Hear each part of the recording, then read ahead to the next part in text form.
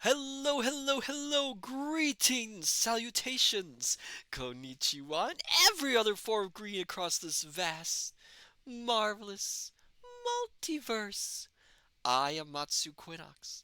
This is Horace, and welcome back once again, my dear scholars, to the study. Hello there, FT Wastes, welcome! Congratulations on getting first. Hello there, Cool Skeleton, welcome. Hello there, One True L, welcome. Hello there, Private Maverick, welcome. Hello there, Firefly, welcome. Hello, Sophia Ignacy, and thank you for the resubscribe. Hello there, everyone, all you marvelous scholars. Julian20, God rest ye merry gentlemen. I. Ah, oh, excuse me. Uh, oh my goodness. Um, so, how are all you fine scholars doing this wonderful, snowy, gorgeous evening or morning? Sophia Ignacy, I'm going to steal the books while you're reading. No! Don't! Don't! You do not do that. Oh, that's not the one. That's not. What was it? I gotta find it angry. There we go. Angry face. Angry Matsu face. I couldn't remember the hotkey for it. I couldn't remember the hotkey. Cool Skeleton, I'm kind of anxious about a thing I have to do tomorrow. Oh my goodness, really? Sophia Ignacy, angry Matsu is cute. Help! I am not cute. I am angry. I am furious.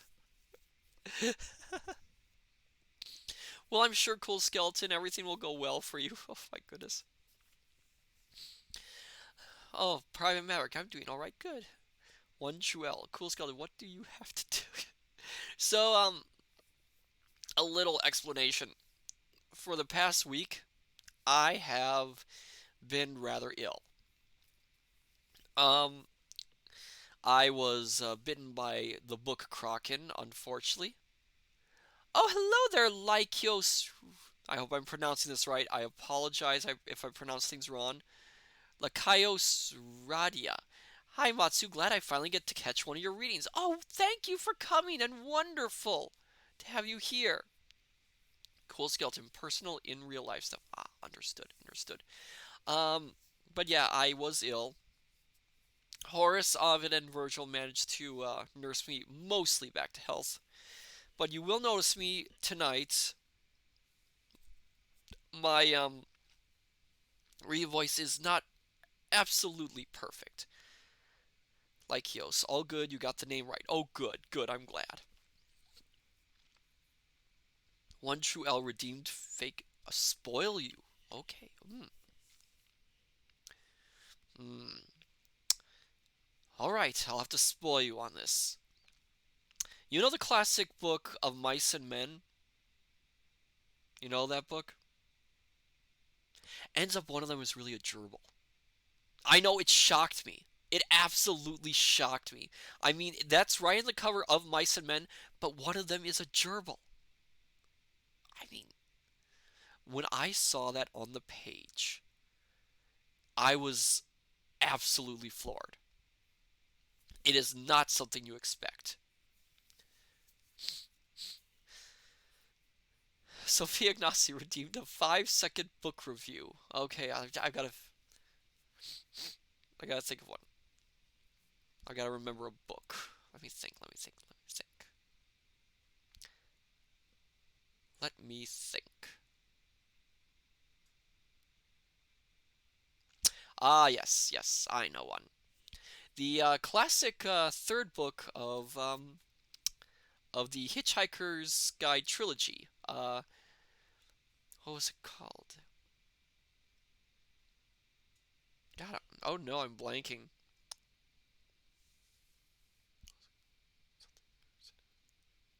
Life, the Universe, and Everything. That was the title of it. Life, the Universe, and Everything. A 5-second book review of Life, the Universe, and Everything by Douglas Adams. It ends up Cricket really is that bad. That is your 5-second book review. Cool skeleton. I tried to make some bread today. It was a bit flatter than I anticipated. Union 20. Well then, fat, but still yummy. Sophia Ignacy. Did you forget the yeast? That is very important. Cool skeleton. I added yeast and let it rest for an hour. Oh, wonder what happened then. Firefly, you can do a lot of things that kill your yeast. But as I was saying, I am still somewhat recovering. So you might notice my reading voice is not 100% back fully yet.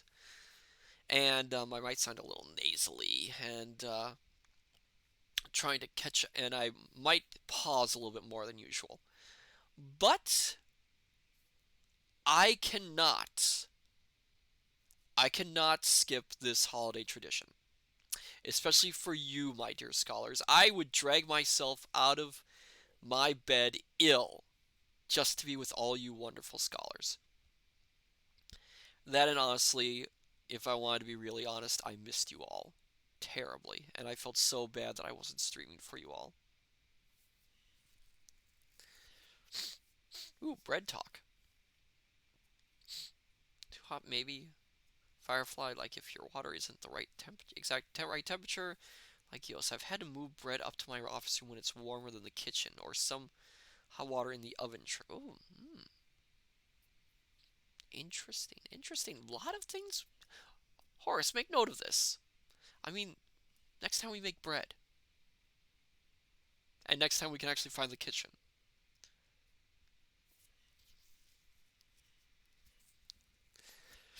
Lykios, got yourself some warm tea with honey or something of the sort? I don't. At least I don't. I can't find my tea, unfortunately. I have tea, but recently I had too much tea, so I had to throw out a whole bunch of it, and I don't know what I did with the tea, so I can't find it. Oh dear. Cool skeleton. Anyway, we're here for the Tale of Scrooge. We are! We are, and tonight's chapter, or stave, as I mentioned last time, is the second to longest of the four. Oh my goodness. It's the second chapter, which is kind of redundant because I just mentioned that. But it is also the one of the longer chapters, so it is probably a good idea we should get ready to start. I'm sure all of you know what happened last chapter. Scrooge, a miserly old man, was visited by the ghost of his partner, Jacob Marley, who warned him to change his ways or he was doomed to the hellish existence that Marley now lives. In return, he told him he would be visited by 3 ghosts, and tonight is a visitation by the first. Julian 20, 3 ghosties are coming. Yes, they are. But then again, I was going to say something and now I completely blanked. Oh my goodness. So then, my dear scholars, are we ready to delve into the tale of A Christmas Carol?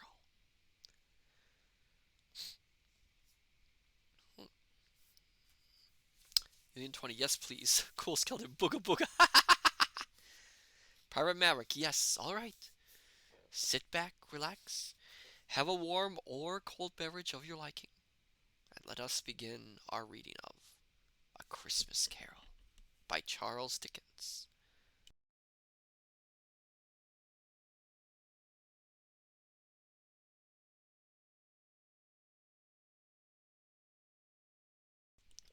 Stave 2, the first of the 3 spirits. When Scrooge awoke, it was so dark that looking out of bed, he could scarcely distinguish the transparent window from the opaque walls of his chamber. He was endeavoring to pierce the darkness with his ferret eyes, when the chimes of a neighboring church struck the 4 quarters. So he listened for the hour. To his great astonishment, the heavy bell went on from 6 to 7, and from 7 to 8, and regularly up to 12, then stopped. 12. It was past 2 when he went to bed. The clock was wrong. An icicle must have got into the works. 12. He touched the spring of his repeater to correct this most preposterous clock. Its rapid little pulse beat 12 and stopped. Why, it isn't possible, said Scrooge, that I can have slept through a whole day and far into another night. It isn't possible that anything has happened to the sun, and this is 12 at noon. The idea being an alarming one, he scrambled out of bed and groped his way to the window. He was obliged to rub the frost off with the sleeve of his dressing gown before he could see anything, and could see very little then.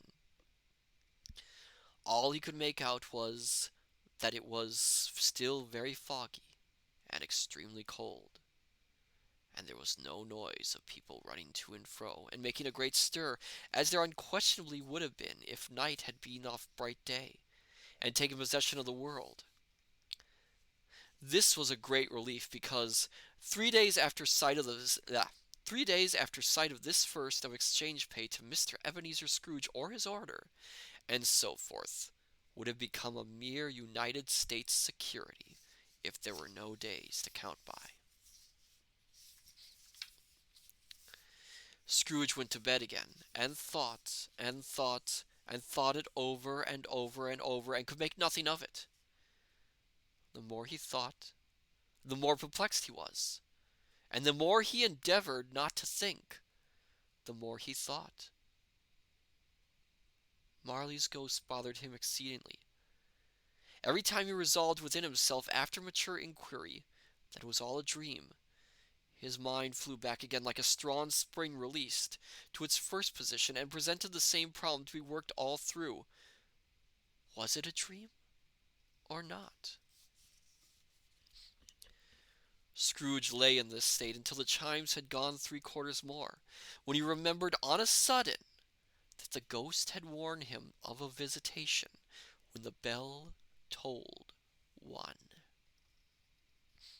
He resolved to lie awake until the hour was past, and considering he could no more go to sleep than go to heaven, this was perhaps the wisest resolution in his power. The quarter was so long that he was more than once convinced he must have sunk into a doze unconsciously and missed the clock. At length it broke upon his listening ear. Ding dong. "A quarter past," said Scrooge, counting. Ding dong. "Half past," said Scrooge. Ding dong. "A quarter to it," said Scrooge. Ding dong. "The hour itself," said Scrooge triumphantly. "and nothing else." He spoke before the hour bell sounded, which it now did, with a deep, dull, hollow, melancholy 1.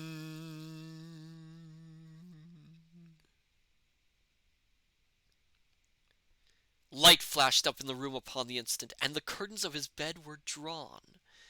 The curtains of his bed were drawn aside, I tell you, by a hand. Not the curtains at his feet, nor the curtains at his back, but those to which his face was addressed. The curtains of his bed were drawn aside, and Scrooge, staring up into a half-recumbent attitude, found himself face to face with the unearthly visitor who drew them as close to it as I am now to you, and I am standing in the spirit at your elbow. That's right, my dear scholars. I'm right behind you. Don't look.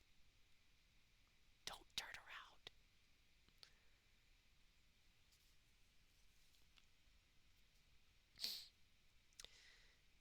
It was a strange figure. Like a child, yet not so like a child as like an old man, viewed through some supernatural medium, which gave him the appearance of having receded from the view and being diminished to a child's proportions.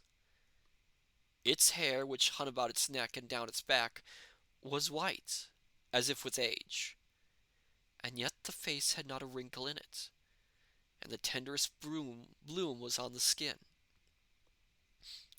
The arms were very long and muscular, the hands the same, as if its hold were of uncommon strength. Its legs and feet, most delicately formed, were like those upper members bare. It wore a tunic of the purest white, and round its waist was bound a luscious belt, the sheen of which was beautiful.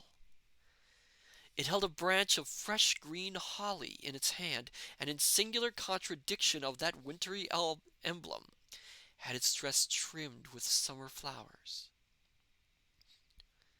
But the strangest thing about it was that from the crown of its head there sprung a bright clear jet of light, by which all this was visible, and which was doubtless the occasion of its using, in its duller moments, a great extinguisher for a cap, which it now held under its arm.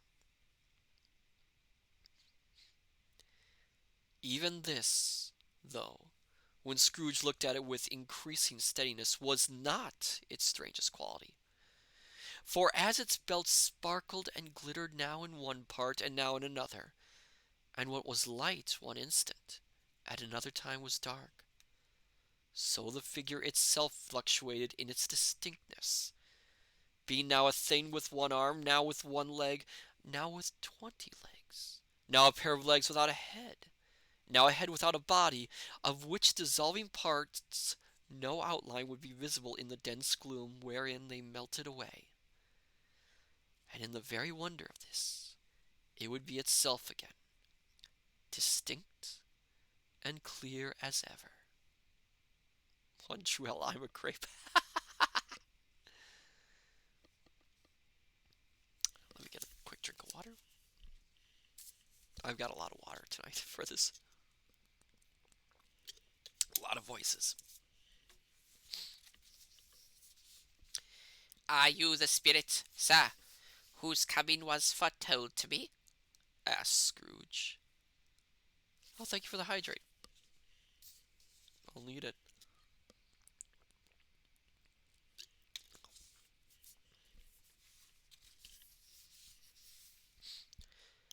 I am. The voice was soft and gentle, singularly low, as if instead of being so close beside him, it were at a distance. Who and what are you? Scrooge demanded. I am the ghost of Christmas past. Long past? Inquired Scrooge, observant of its dwarfish stature. No, your past. Perhaps Scrooge could not have told anybody why, if anybody could have asked him, but he had a special desire to set the spirit in his cap, and begged him to be covered. What? Exclaimed the ghost. Would you so soon put out with worldly hands the light I give? Is it not enough that you are one of those whose passions made this cap, and forced me through whole train of years to wear it low upon my brow? Scrooge reverently disclaimed all intention to offend, or any knowledge of having wilfully bonneted the spirit at any period of his life. He then made bold to inquire what business brought him there. Your welfare, said the ghost. Scrooge expressed himself much obliged, but could not help thinking that a night of unbroken rest would have been more conducive to that end. The spirit must have heard him thinking, for it said immediately, Your reclamation, then. Take heed. It put out its strong hand as it spoke, and clasped him gently by the arm. Rise, and walk with me. It would have been in vain for Scrooge to plead that excuse me, to plead that the weather and the hour were not adapted to pedestrian purposes. That bed was warm, and the thermometer a long way below freezing. That he was clad but lightly in his slippers, dressing gown, and nightcap, and that he had a cold upon him at that time. The grasp, though gentle as a woman's hand, was not to be resisted. He rose, but finding that the spirit made towards the window, clasped its robes in supplication. I am a mortal, Scrooge remonstrated. and liable to fall. Bear but a touch of my hand. There, said the spirit, laying it upon his heart, and you shall be upheld in more than this. As the words were spoken, they passed through the wall and stood upon an open country road, with fields on either hand. The city had entirely vanished. Not a vestige of it was to be seen. The darkness and the mist had vanished with it, for it was a clear, cold winter day, with snow upon the ground. Good heavens, Said Scrooge, clasping his hands together as he looked about him. I was bred in this place. I was a boy here. The spirit gazed upon him mildly. Its gentle touch, though it had been light and instantaneous, appeared still present to the old man's sense of feeling. He was conscious of 1,000 odors floating in the air, each one connected with 1,000 thoughts and hopes and joys and cares long, long forgotten. Your lip is trembling, said the ghost. And what is that upon your cheek? Scrooge muttered with an unusual catching in his voice that it was a pimple, and begged the ghost to lead him where he would. You You recollect the way? Inquired the spirit. remember it? Cried Scrooge with fervor. I could walk it blindfold. Strange to have forgotten it for so many years, observed the ghost. Let us go on. They walked along the road, Scrooge recognizing every gate and post and tree, until a little market town appeared in the distance, with its bridge, its church, and winding river. Some shaggy ponies now were seen trotting towards them with boys upon their backs, who called to other boys in country gigs and carts driven by farmers. All these boys were in great spirits and shouted to each other until the broad fields were so full of merry music that the crisp air laughed to hear it. These are but shadows of the things that have been, said the ghost. They have no consciousness of us. The jocund travelers came on, and as they came, Scrooge knew and named them every one. Why was he rejoiced beyond all bounds to see them? Why did his why did his cold eye glisten, and his heart leap up as they went past? Why was he filled with gladness when he heard them give each other Merry Christmas as they parted at crossroads and byways for their several homes? What was Merry Christmas to Scrooge? Out upon Merry Christmas! What good had it ever done to him?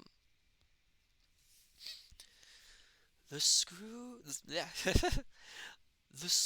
is not quite deserted, said the ghost. A solitary child, neglected by his friends, is left there still. Scrooge said he knew it, and he sobbed. They left the high road by a well-remembered lane, and soon approached a mansion of dull red brick, with a little weathercock-surmounted cupola on the roof, and a bell hanging in it. It was a large house, but one of broken fortunes, for the spacious offices were little used, their walls were damp and mossy, their windows broken, and their gates decayed. Fowls clucked and strutted in the stables, and the coach houses and sheds were overrun with grass. Nor was it more retentive of its ancient state within, for entering the dreary hall and glancing through the open doors of many rooms, they found them poorly furnished, cold, and wet. Cold and vast. There was an earthly savor in the air, a chilly bareness in the place, which associated itself somehow with too much getting up by candlelight and not too much to eat. They went, the ghost and Scrooge, across the hall to a door at the back of the house. It opened before them and disclosed a long, bare, melancholy room, made bare still by lines of plain deal forms and desks.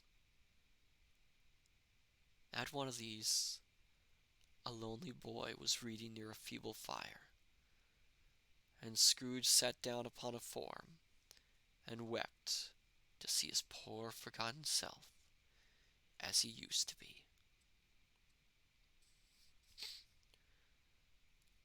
Not a latent echo in the house, not a squeak or scuffle from the mice behind the paneling, not a drip from the half-thawed water-spout in the dull yard behind, not a sigh among the leafless boughs of the one despondent poplar, not the idle swinging of an empty storehouse door. No, not a clicking in the fire, but fell upon the heart of Scrooge with a softening influence, and gave a freer passage to his tears. Get a little drink.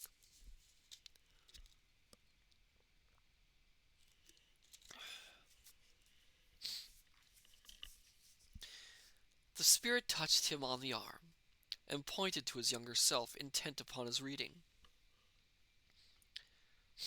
Suddenly, a man in foreign garments, wonderfully real and distinct to look at, stood outside the window, with an axe stuck in his belt and leading an ass laden with wood by the bridle. Why, it's Ali Baba! Scrooge exclaimed in ecstasy. It's dear old honest Ali Baba! Yes, yes, I know. One Christmas time, when yonder solitary child was left here all alone, he did come for the first time, just like that. Poor boy! And Valentine, said Scrooge, and his wild brother Orson, there they go. And what's his name, who was put down in his drawers asleep at the gate of Damascus? Don't you see him? And the Sultan's groom, turned upside down by the genie. There he is upon his head. Serves him right. I'm glad of it. What business had he to be married to the princess?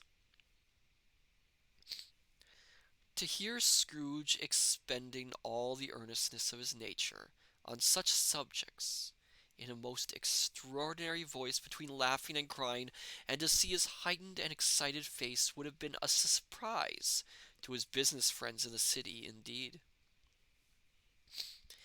There's the parrot, cried Scrooge. Green body and yellow tail, with a thing like a lettuce growing out of the top of his head. There he is.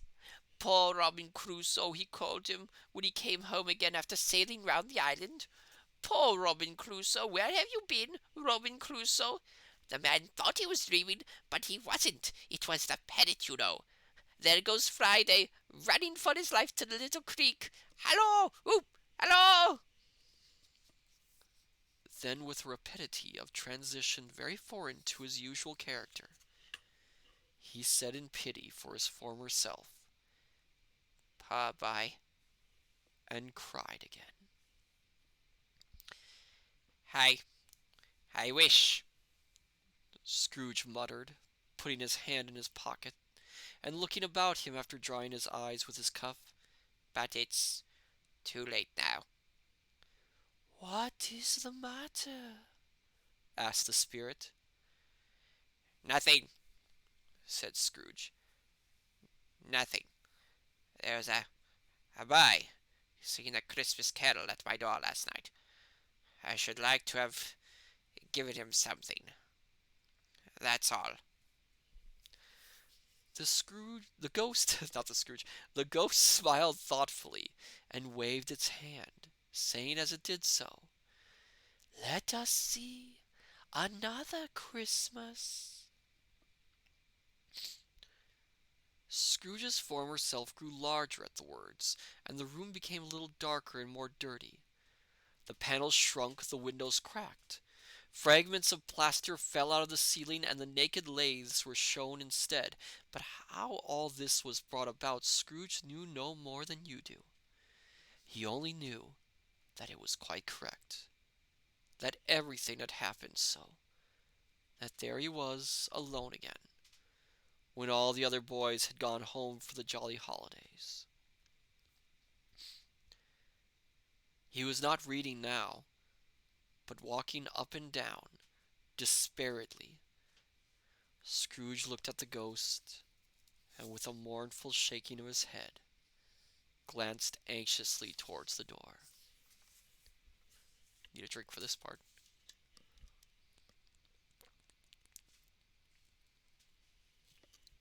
Oh my goodness. Like I said, a lot of voices in this one. It opened, and a little girl, much younger than the boy, came darting in and putting her arms around his neck, and often kissing him, addressed him as her dear brother. Private Maverick, it is the American way. A moment later, it is the British way. That was a great part. I have come to bring you home, dear brother, said the child, clapping her tiny hands and bending down to laugh. To bring you home, home. Excuse the voice, it's hard to do. Home, little fan, returned the boy. Yes, said the child, brimful of glee. Oh boy, it's this long bit. Home for good and all, home for ever and ever. Father is so much kinder than he used to be, that home's like heaven.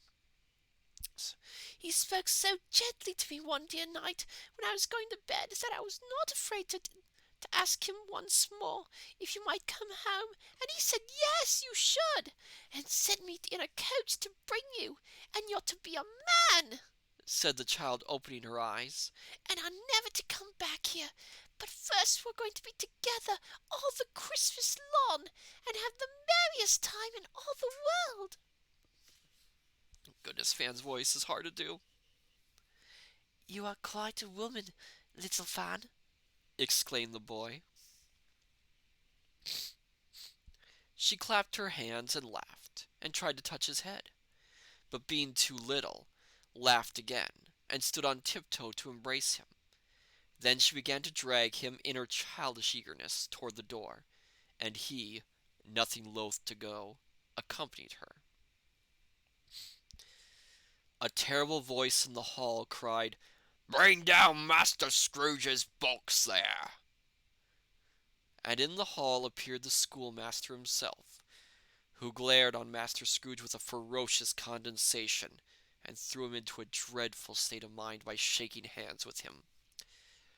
He then conveyed him and his sister into the veriest old well of a shivering best parlor that ever was seen, where the maps upon the wall and the celestial and terrestrial globes in the windows were waxy with cold. Here he produced a decanter of curiously light wine, and a block of curiously heavy cake, and administered installments of those dainties to the young people, at the same time sending out a meager servant to offer a glass of something to the postboy, who answered that he thanked the gentleman, but if it was the same tap as he had tasted before, he had rather not. Master Scrooge's trunk being by this time tied onto the top of the chaise, the children bade the schoolmaster good-bye right willingly, and getting into it, drove gaily down the garden sweep, the quick wheels dashing the hoar frost and snow from off the dark leaves of the evergreens like spray.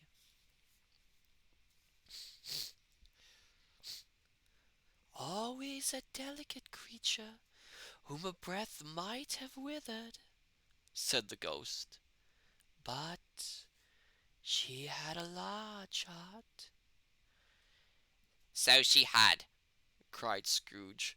You're right. I'll not gainsay it, Spirit. God forbid. she died a woman, said the ghost, and had, as I think, children. One child, Scrooge returned. True, said the ghost. Your nephew. Scrooge seemed uneasy in his mind and answered briefly. yes. Although they had but that moment left the school behind them, they were now in the busy thoroughfares of a city, where shadowy passengers passed and repassed, where shadowy carts and coaches battled for the way, and all the strife and tumult of a real city were. It was made plain enough by the dressing of the shops that here too it was Christmas time again. But it was evening, and the streets were lighted up. The ghost stopped at a certain warehouse door, and asked Scrooge if he knew it. Know it? Said Scrooge. Was I apprenticed here? They went in. At the sight of an old gentleman in a Welsh wig, sitting behind such a high desk that if he had been 2 inches taller he must have knocked his head against the ceiling, Scrooge cried in great excitement, Why, it's old Fezziwig! Bless his heart! It's Fezziwig alive again! got another water. Oh my goodness. Old Fezziwig laid down his pen and looked up at the clock, which pointed to the hour of 7. He rubbed his hands, adjusted his capacious waistcoat, laughed all over himself from his shoes to his organ of benevolence, and called out in a comfortable, oily, rich, fat, jovial voice, Yo-ho! Voice. Yo-ho there, Ebenezer! Dick! Scrooge's former self, now grown a young man, came briskly in, accompanied by his fellow prentice. It's very hard to do some of these voices now with my voice the state it is in. I apologize, my dear scholars, Dick Wilkins, to be sure, said Scrooge to the ghost. Bless me, yes, there he is. He was very much attached to me, was Dick. Poor Dick. Dear, dear. Okay, I'm going to pause for a moment because this always bothered me, this line. Scrooge says, he was very much attached to me, was Dick. Poor Dick. Dear, dear. What happened to Dick? It makes this sound like something really horrible happened to Dick in the past, but they never ever mention anything beyond that. It's like, what happened to him? I mean, obviously he was good friends with Scrooge when they were apprentices, so what happened to him? He's never mentioned any further in the story. It's just odd. Union 20 probably died of some disease of the day. Oh my goodness, that would probably be the likely thing. Or had a horrible accident or something. They never really go into any detail on it. Yo ho, my boys, said Fezziwig. No more work tonight. Christmas Eve, Dick. Christmas, Ebenezer. Let's have the shutters up, cried old Fezziwig with a sharp clap of his hands, before a man can say Jack Robinson. Yeah, I can't do Fezziwig's voice very good tonight. You wouldn't believe how those two fellows went at it. They charged into the streets with the shutters, 1, 2, 3, had 'em up in their places, 4, 5, 6, barred 'em and pinned 'em, 7, 8, 9, and came back before you could have got to 12, panting like racehorses.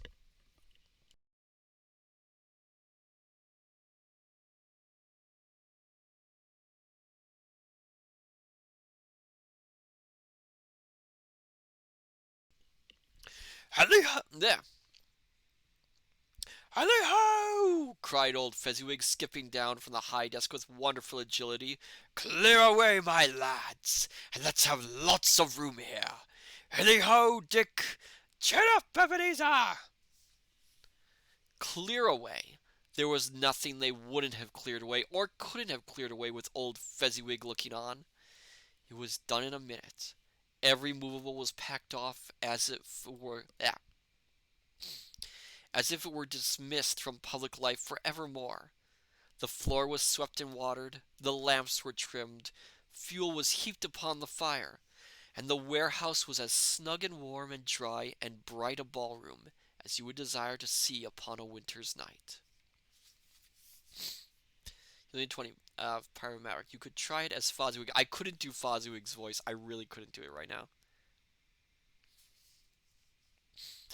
In came a fiddler with a music book and went up to the lofty desk and made an orchestra of it. In came Made an orchestra of it and tuned like 50 stomach aches.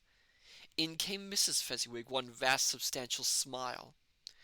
In came the three Mrs. Fezziwigs, beaming and lovable. Oh, thank you for the hydrate. Like Lacaios. Oh my goodness.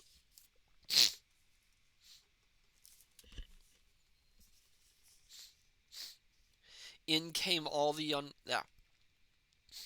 In came the 6 young followers, whose hearts they broke.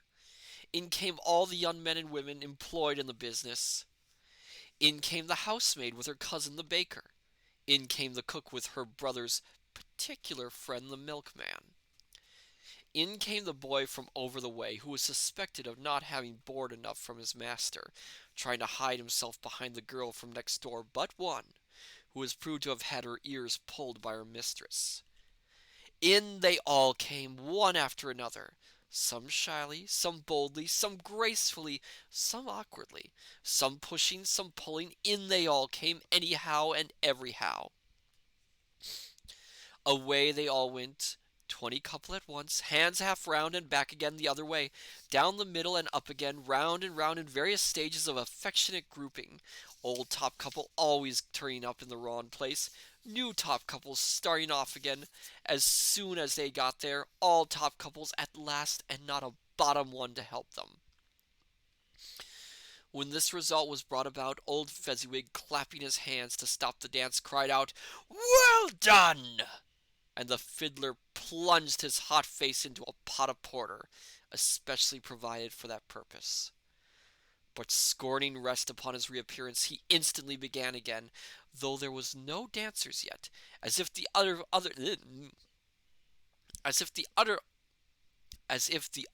fiddler had been carried home exhausted on a shutter, and he were a brand new man, resolved to beat him out of sight or perish. There were more dances, and there were forfeits, and more dances, and there was cake, and there was negus, and there was a great piece of cold roast, and there was a great piece of cold boiled, and there were mince pies and plenty of beer. But the great effect of the evening came after the roast and boiled, when the fiddler, an artful dog mind, the sort of man who knew his business better than you or I could have told him. Oh, thank you, Julian20, for the posture check.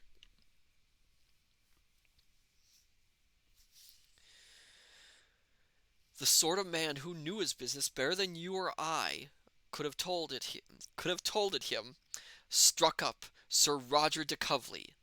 Then old Fezziwig stood out to dance with Mrs. Fezziwig. Top couple, too, with a good stiff piece of work cut out for them. 3 or 4 and 20 pair of partners, people who are not to be trifled with, people who would dance and have no notion of walking.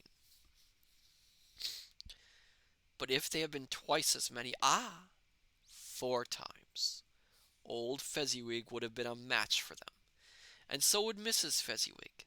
As to her, she was worthy to be his partner in every sense of the term. If that's not high praise, tell me higher, and I'll use it. A positive light appeared to issue from Fezziwig's calves. They shone in every part of the dance like moons. You couldn't have predicted at any given time what would become of him next.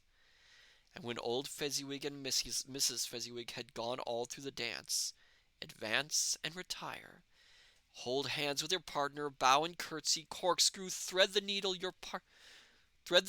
and back again to your place, Fezziwig cut so deftly that he appeared to wink with his legs, and came upon his feet again without a stagger.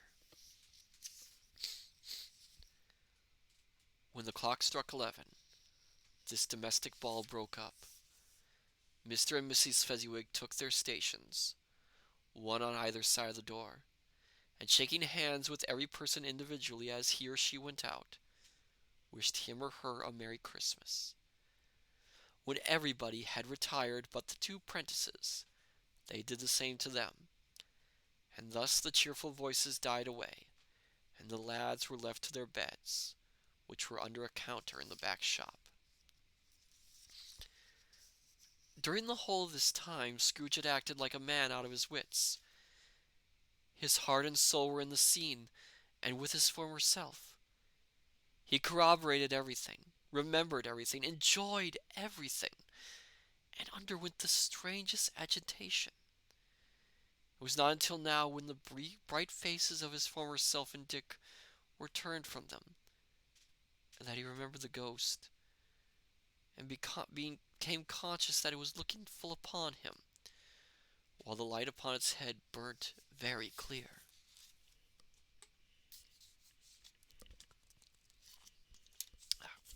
Gotta open up the second water bottle.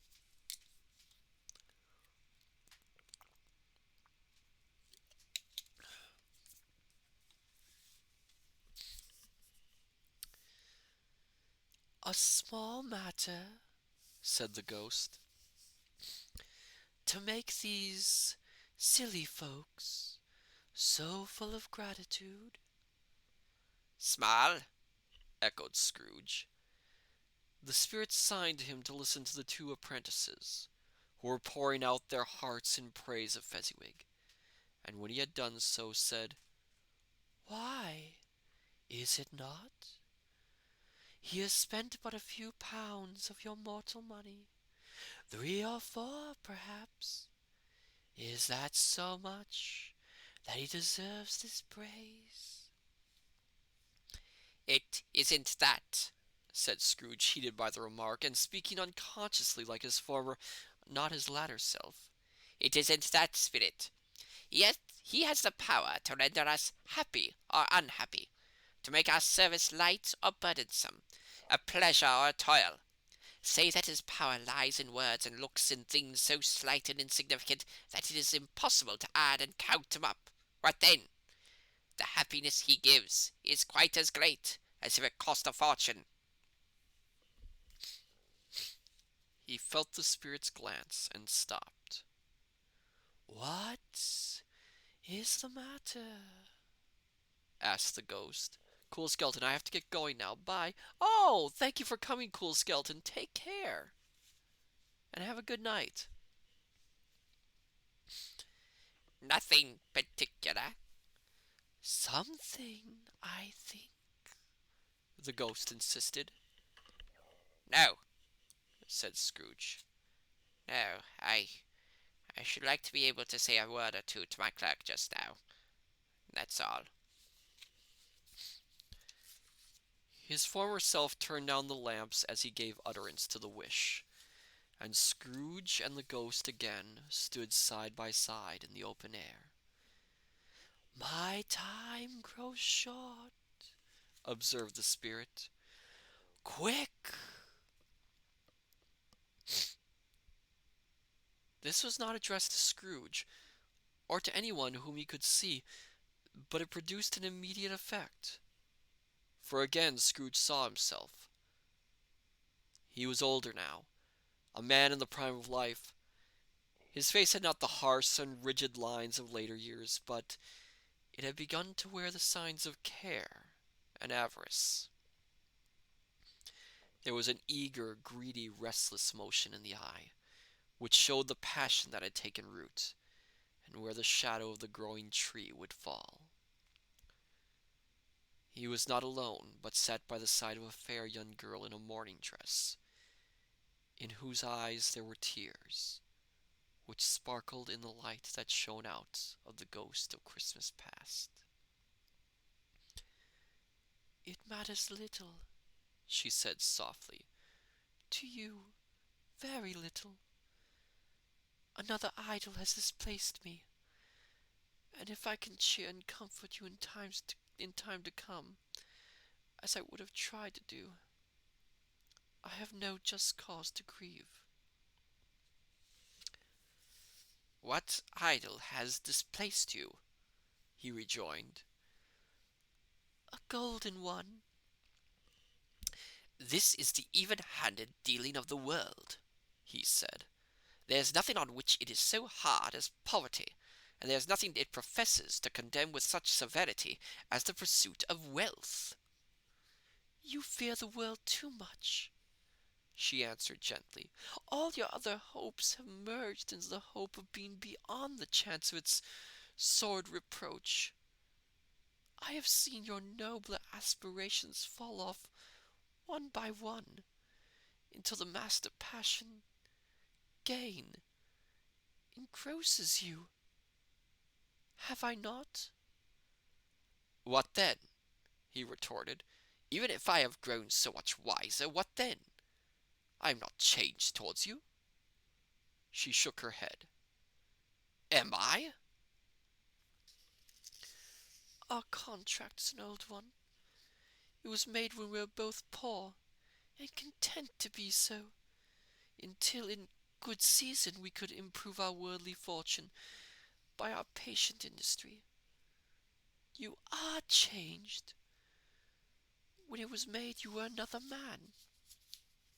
I was a boy, he said impatiently. "Your own feeling tells you that you are not what you are," she returned. "I am. That which promised happiness when we were one in heart is fraught with misery now that we are two. How often and how keenly I have thought of this I will not say. It is enough that I have thought of it, and can release you." Have I ever sought release? "In words, no, never. In what then? In a changed nature, in an altered spirit, in another atmosphere of life, another hope as its great value, as its great end, in everything that made my love of any worth or value in your sight. If this had never been between us," said the girl, looking mildly but with steadiness upon him, "tell me, would you seek me out and try to win me now?" "Ah, no." He seemed to yield to the justice of this supposition, in spite of himself, but he said with a struggle, You think not? "I would gladly think otherwise if I could," she answered. "Heaven knows what I have learned the truth. When I have learned a truth like this, I know how strong and irresistible it must be. But if you were free today, tomorrow, yesterday, can even I believe you would choose a dowerless girl? You who are in your very confidence with her weigh everything by gain, or choosing her if for a moment you were false enough to your own one guiding principle to do so. Do I not know that your repentance and regret would surely follow? I do, and I release you with a full heart for the love of him you once were." He was about to speak, but with her head turned from him, she resumed. You may You may. The memory of what is past half makes me hope you will have pain in this a very, very brief time, and you will dismiss the recollection of it gladly as an unprofitable dream from which it happened well that you awoke. May you be happy in the life you have chosen. She left him, and they parted. Spirit, said Scrooge, show me no more. Conduct me home. Why do you delight to torture me? One shadow more, exclaimed the ghost. No more, cried Scrooge. No more. I don't wish to see it. Show me no more. But the relentless ghost pinioned him in both his arms and forced him to observe what happened next. Another drink of water.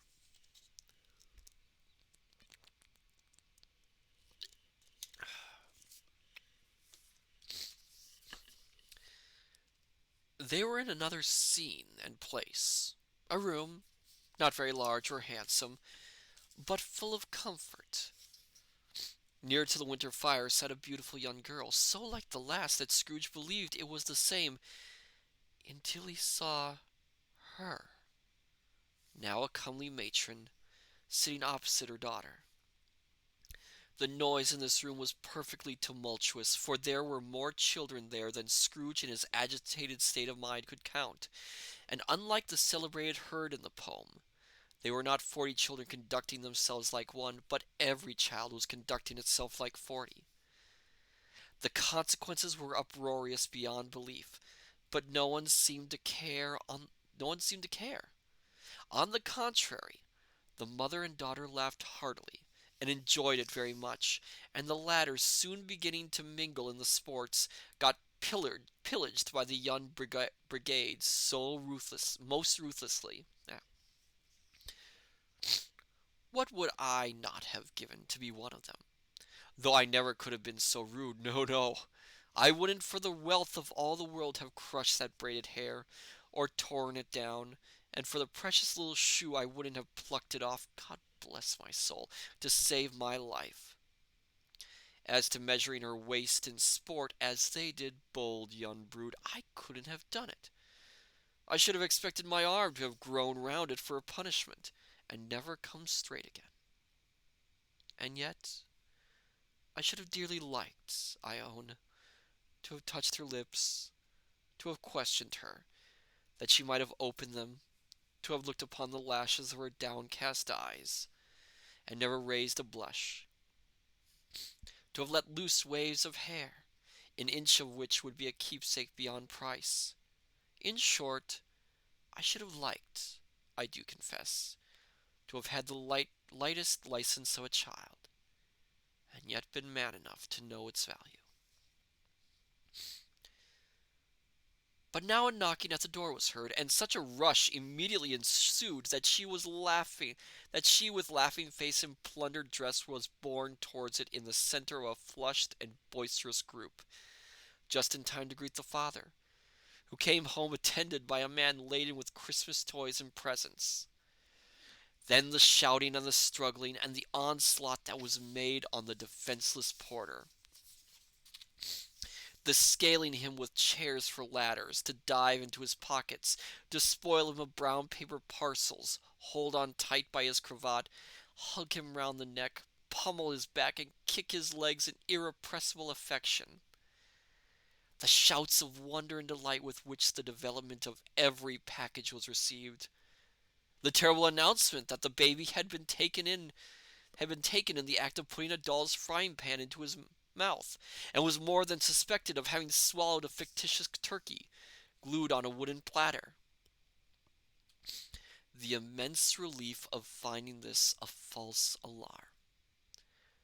The joy and gratitude and ecstasy. They are all indescribable alike. It is enough that by degrees the children and their emotions got out of the parlor, and by one stair at a time up to the top of the house, where they went to bed, and so subsided.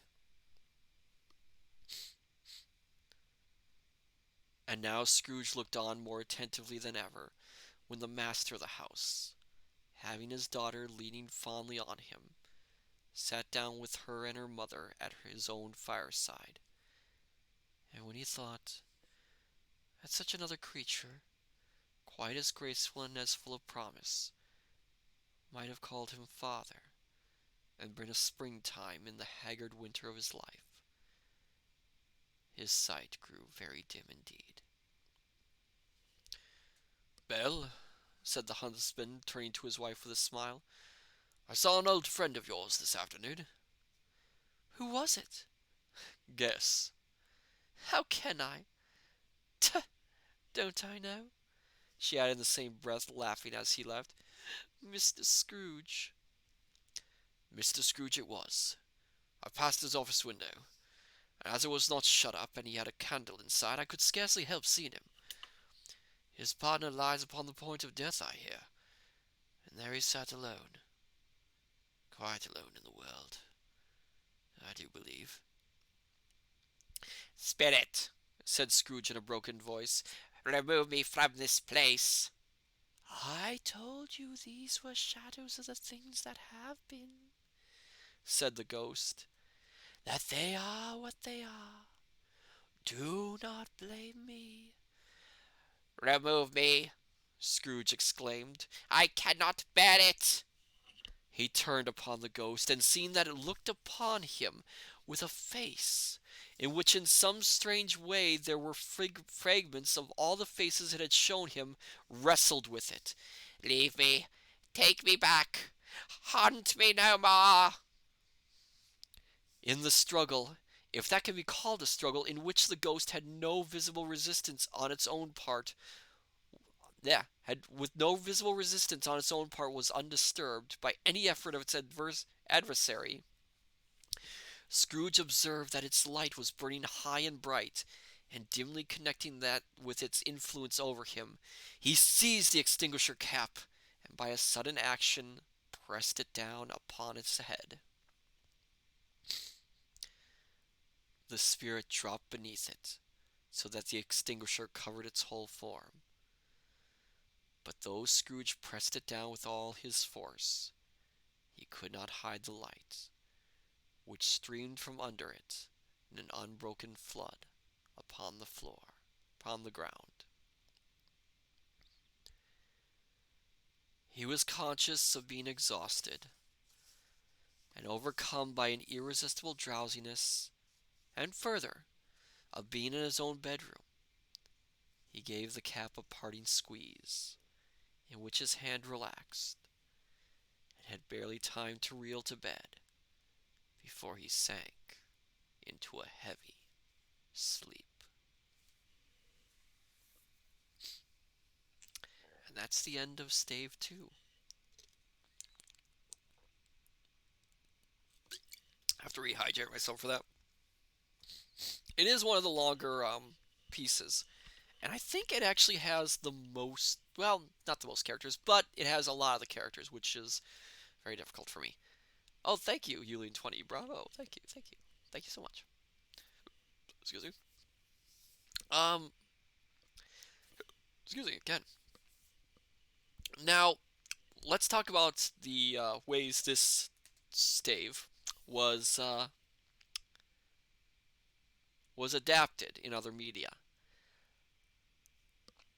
Out of all the chapters in this story, out of all the ghosts, this one had the most differences when it comes to portraying the ghost. Um, as you might have guessed from the way the ghost is described, it's not an easy ghost to translate to the screen or to a play. Um, some people actually have described it as a bit of an eldritch abomination of a ghost in terms of the way it looks. I will not dispute that.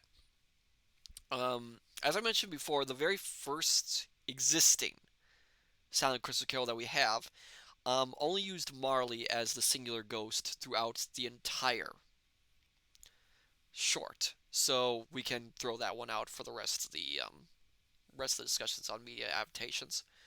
In 20, they have done it so many different ways. They have. Um, so we'll move on to 1935's version, which was the first sound version. Again, that one comes up with a rather creative way of doing the Ghost of Christmas Past, in that they depict it as a glowing outline, a motionless glowing humanoid outline. Um, it is an interesting take on it. Uh, with that version, excuse me, oh my goodness. With that version of it, they really, it's also one of the shortest adaptations when it comes to this chapter, because it only shows one scene, and that is the dispute between Scrooge and his former love interest. And they make an interesting casting choice in that they have the actor who plays Scrooge also play young Scrooge. In this case, they don't do that great a job. They put a fake wig on him, and he just looks like an old man wearing a fake black wig on top of his head. It was an attempt. It was an attempt, but it's not terribly good, unfortunately. 1938's version is the first to use a pattern which appears in several other versions, in that they make the ghost a woman. In 1938's version, they have her dressed in white with stars in sort of a crown in her hair. Um, but that's the first time I believe that they use a woman as the Ghost of Christmas Past. Um, that version includes the scene with Fran. It includes the scene with Fezziwig, but it cuts out everything after that. And the reason for that was the 1938 version was a version of Christmas Carol where they were trying to make it a much more gentler, family friendly version. Keep in mind, it was made during the Depression, during a time when a lot of people would want like escapism to escape from everything that was going on, all the stresses of their lives. So they wanted to make a more heartfelt version of a Christmas Carol. So they showed more of the positive scenes of Scrooge's past. And actually, while the ghost does say it's going to show him the scenes of when he started turning towards avarice and greed, they never get to that point because Scrooge basically throws a pillowcase over her head and wakes up in bed. Oh, what was the next one? 1951's version is interesting. They go back to making the ghost male, but this time they cast an old man in the role. They actually have him in a book accurate costume with the white robe, the flowers around him, and I think he is holding a bit of holly. I can't remember. I'd have to rewatch it. But they depict him as an old man. Now, the reason the 1951 version with Alistair Sims is interesting is because rather than cut out stuff, they add scenes. We get 2 extra scenes added in, which explores more of Scrooge's past and the consequences. Actually, wait, I'm wrong. They add 3 extra scenes. Um, they add Scrooge meeting young Marley for the first time, and they sort of, okay, I'm just gonna make it. They add several scenes because I forgot there was another scene they added in.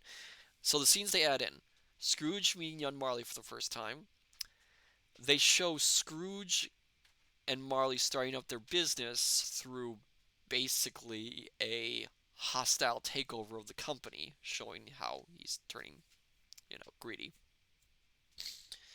Before that, they actually shown Fran's death, and I won't spoil it, but they really, really make it heartbreaking.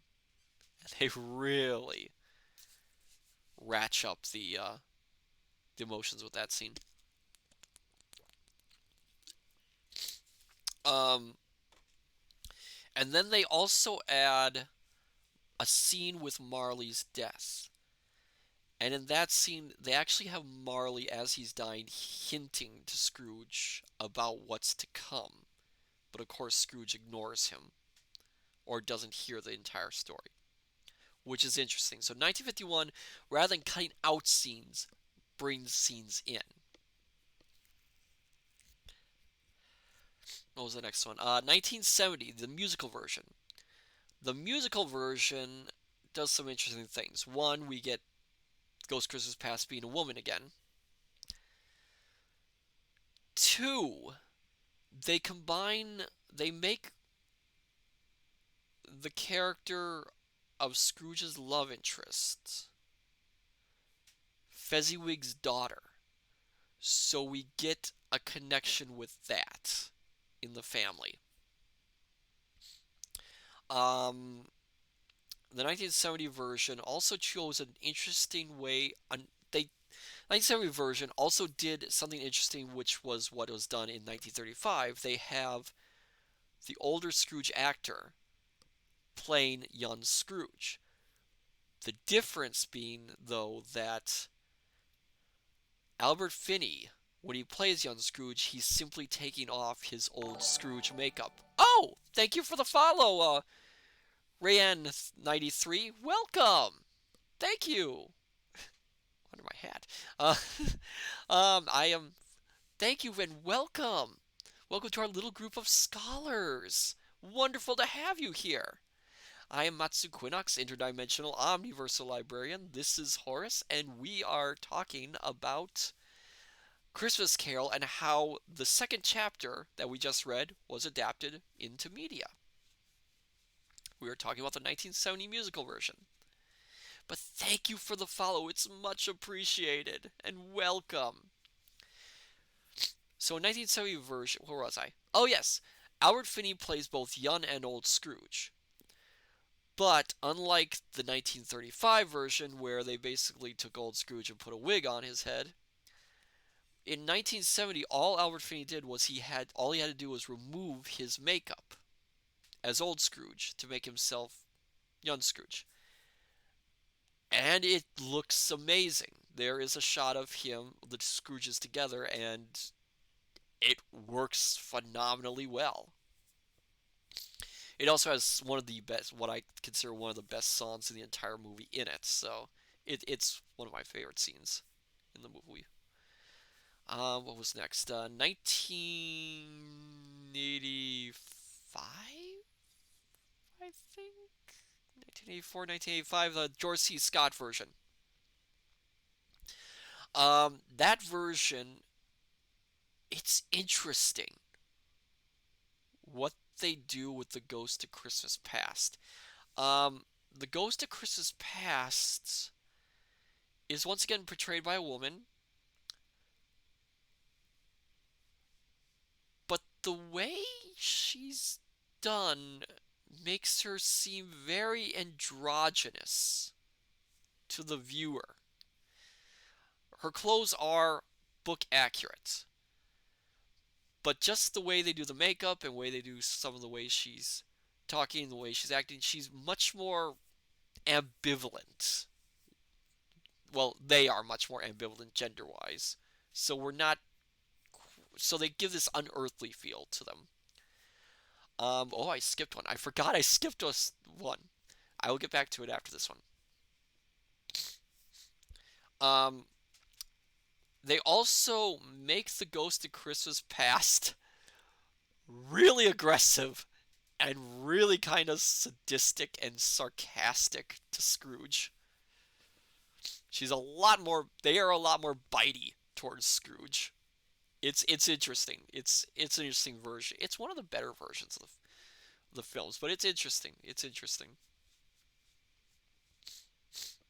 Um, I skipped one, which was 1971's animated version, which has Alistair Sims once again playing Scrooge, and that film has an interesting history. It was um, it was nominated for and won an Oscar. And after it won the Oscar, the rules to the Academy Awards were changed so that could never happen again. Because so many people were angry that this short won the Oscar for Best Animated Short. And the reason was it was originally a television made short, but it got shown in enough theaters for a brief span of time that it could count towards an Academy Award nomination. And because it was originally for television, a lot of, at the time, filmmakers were a little bit, let's be honest, snooty about it. This version is the only version of A Christmas Carol that is completely book accurate with the Ghost of Christmas Past. Right down to the weird, fading in and out aspect. And it is really creepy, but it is such a good animated short. I actually highly recommend you watch it if you can find it. It is fantastic. Where was I? 1999's version of Christmas Carol. They they once again they cast Joel Grey as the Ghost of Christmas Past, and again they make him rather. The thing with Joel Grey cast in the role, they this time they emphasize the whole idea of the young old man aspect, because with the makeup and the way he's dressed and all that, you get that sense of the agelessness of this character, of this creature. And it's really good. It's a really good version. They don't I don't think they cut out much in terms of that version. They don't really add anything. Most of the time one of the scenes they cut out is the scene where we see Belle older and with her husband. And sometimes what they do is they move that scene out of past and into the Ghost of Christmas Present scenes, which they did in 1951.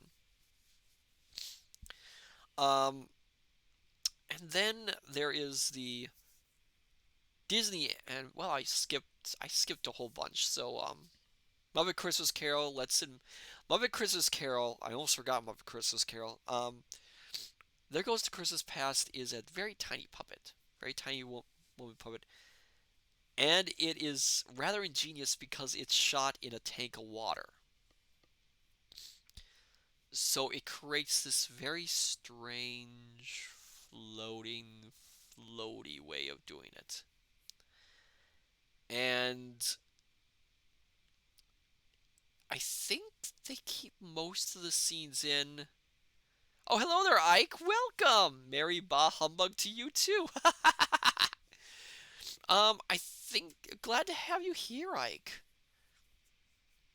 I think most of the time I think in that Muppet Christmas Carol they don't cut out anything other than I think again the whole scene with Belle being older,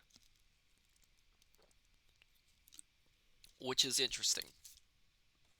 But I can see why they cut that scene all out off, and it really isn't super necessary.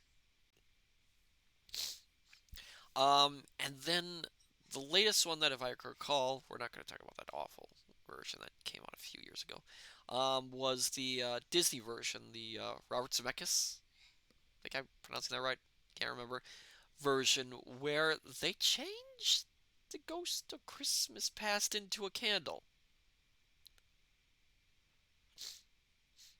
Um, which is an interesting choice. because again, it does feed into the whole light cap that was in the original chapter. But it's a very odd but interesting take on it. And again, they end that chapter in a very unusual way. And again, they cut out the scene with older Belle, I think. I can't remember. Now I'm starting to doubt that. Maybe they keep it in, but it's like a wordless scene. Oh, I can't remember now. Oh well. Ah, so that is how this chapter was adapted into other media. It's it's not the longest chapter, which I found out tonight, but I think it is the one with some of the most dynamic characters in it, which was tough for me. So yes, so we're gonna close out this stream. So let's see what rest of this week. Um, Everything depends on how I am feeling because I am still recovering. Tonight I think felt pretty good, but we will see. Um, if it goes according to plan and I continue to do this, Tuesday, more Metal Gear Solid. Thursday, we will be trying to start to read The Midnight Folk. I hope we can get this working because I really do not want to be away from all you scholars for too long. Let's see who we can raid then for the night before we go. Okay, let's see. Who is there anyone? I'm not really sure if there's anyone I really recognize or could find. I don't think there's anyone reading. Is there anyone?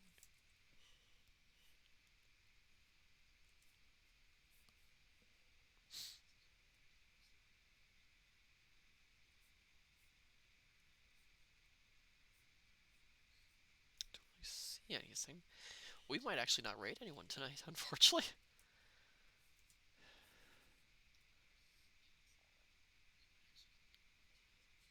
Oh dear. Oh. Hmm. Not, yeah, I don't really. It's very quiet today. Oh well. Seems to be. Oh well. Well, then, my dear scholars. All right. Well, my dear scholars, I say unto you, good evening, good morning, good afternoon. Till we meet each other again at the study. Take care, and I shall see you next time. Till then, farewell and bye bye.